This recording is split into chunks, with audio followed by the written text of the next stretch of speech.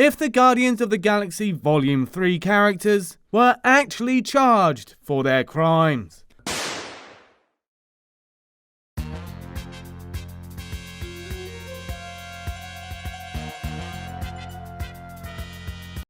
Peter does a lot of shooting when the AugoCorp mission goes south. At least he's handy with those pistols.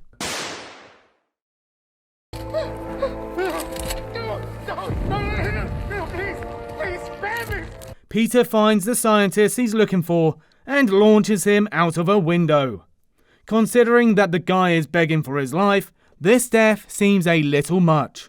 It's more of a case of murder that's harder to justify.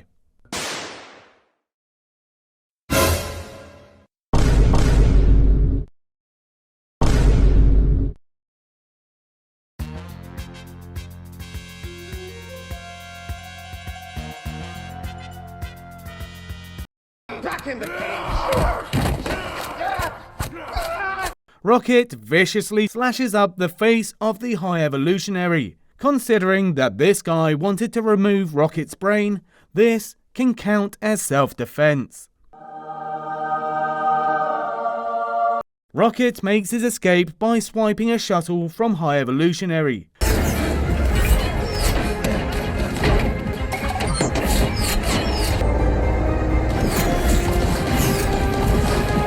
This act of grand theft is warranted, given that he's fleeing for his life from people shooting at him. Rocket finally gets his revenge on the High Evolutionary by getting in a good shot. It even looks justified, since it was during a beatdown being delivered by the villain.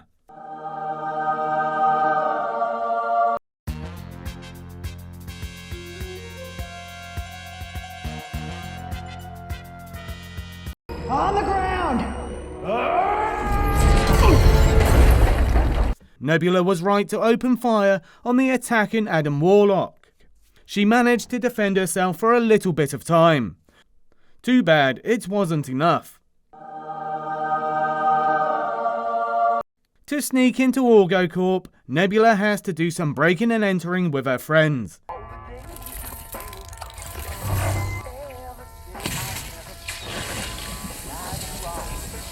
It's a bit unconventional because she's cutting through flesh, but it still counts as a crime.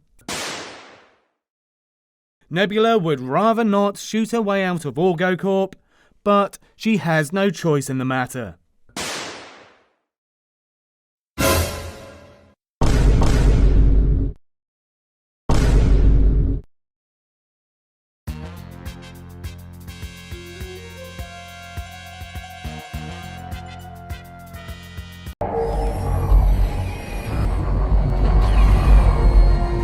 When his cover is blown, Drax launches into a fight at AugoCorp.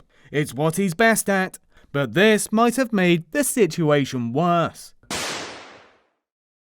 And Drax's AugoCorp fight just keeps on going. He's having too much fun committing these crimes.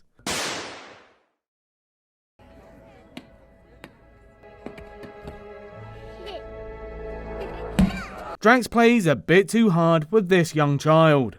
His unsuccessful attempt at catch results in a case of assault. Drax can't wait for Peter and decides to steal a motorcycle. He also assaults the guy riding the bike. Something tells us he'd love playing a Grand Theft Auto game.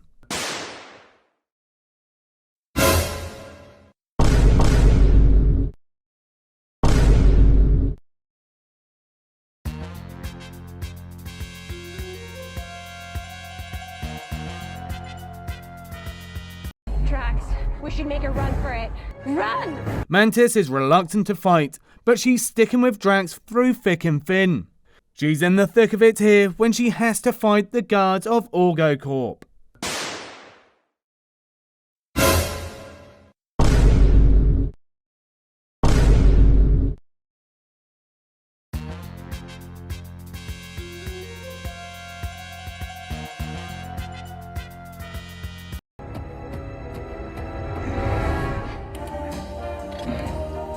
Groot comes to the rescue at AugoCorp, but does so with some reckless piloting of a spacecraft. At least he knows how to make it look cool.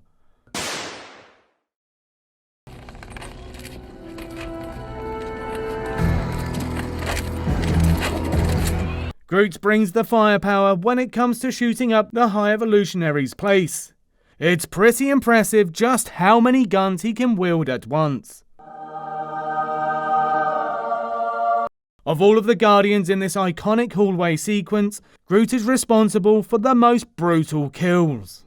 You really don't want to mess with this tree.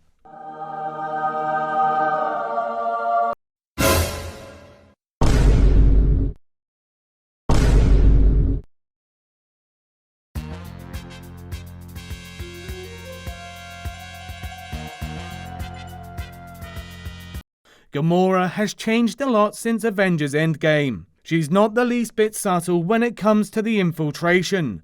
Peter barely finishes his attempts at charming a staff member before there's a gun in her face. Gamora fires on one of the guards when cornered and takes a staff member hostage. As Peter puts it, new Gamora is just mean. Gamora's mean streak continues when she shoots another personnel of AugoCorp.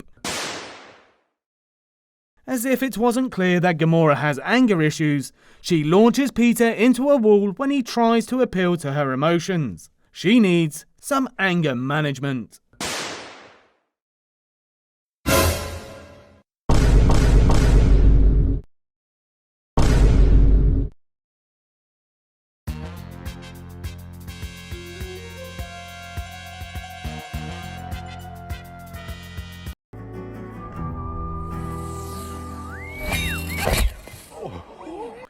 Kraglin needs to work on his aim. He only hit Nebula in the chest this time, and she can take it.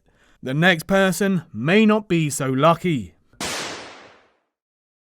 Kraglin comes to the rescue once again by using Yondu's arrow.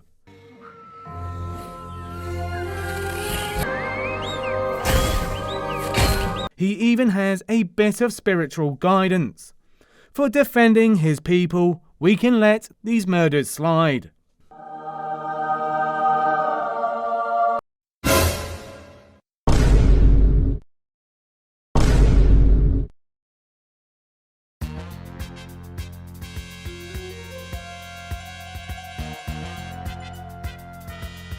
War Pig. Now. Warpig may just be doing his job, but his job is to break into the Guardian ship and kidnap Rocket. This results in a fight with Gamora. Then again, what more can you expect from someone like Warpig?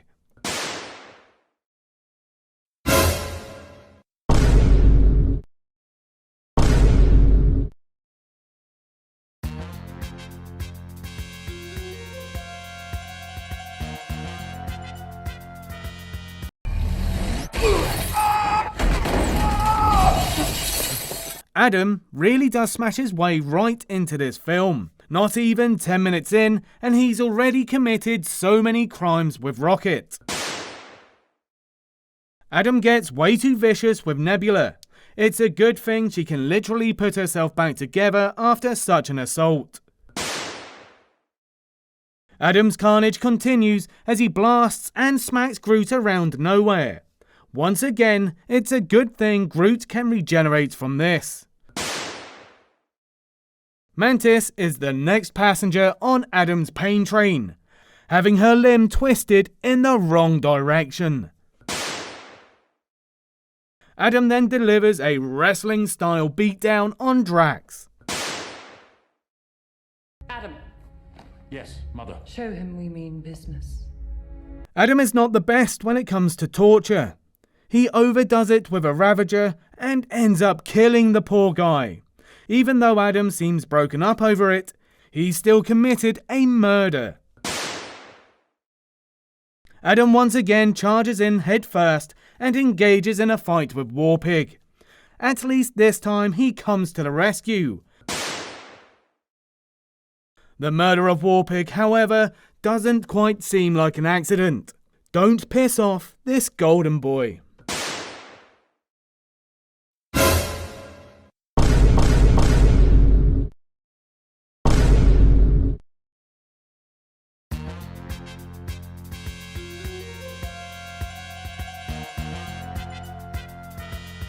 The High Evolutionary has a mighty ego. Yes, there's something wrong with me. I was stabbed, you extraordinary phallus. So when Adam talks back to him, he doesn't hesitate in slamming him against a wall. The experiments of the High Evolutionary are incredibly cruel. One of these experiments is revealed as not only an act of unethical medical experimentation, but also murder.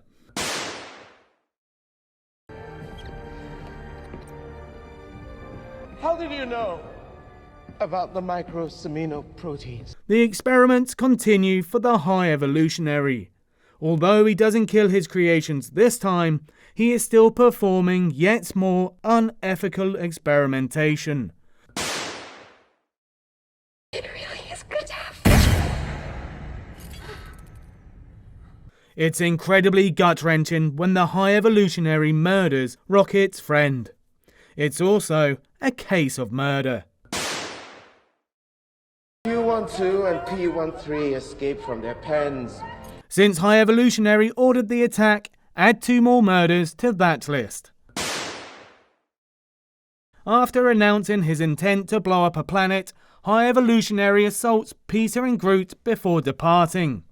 Too bad he didn't notice the 2 Guardians have an arsenal concealed. Oh, yeah, and the High Evolutionary makes good on his threat. What a brutal man. He may think he's cleaning the slate, but this could also be seen as a terrorist attack. The High Evolutionary is a special kind of evil for kidnapping a massive amount of children. Considering the bad guys the Guardians have faced, this eugenicist ranks high for such major crimes. As I will your friends.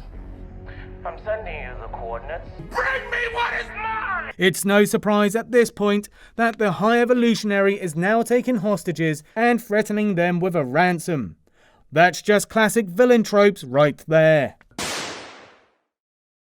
Even though the High Evolutionary stinks at creating societies, he sure seems quite skilled at blowing them up. He attempts to do so again with this terrorist attack on Nowhere. When he finally loses control, the High Evolutionary slaughters anyone who dares stand in his way. He literally explodes on everybody on the bridge. You thought you could escape me!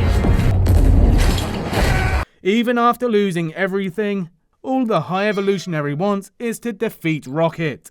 He doesn't quite get that wish, but he does get to smack him about.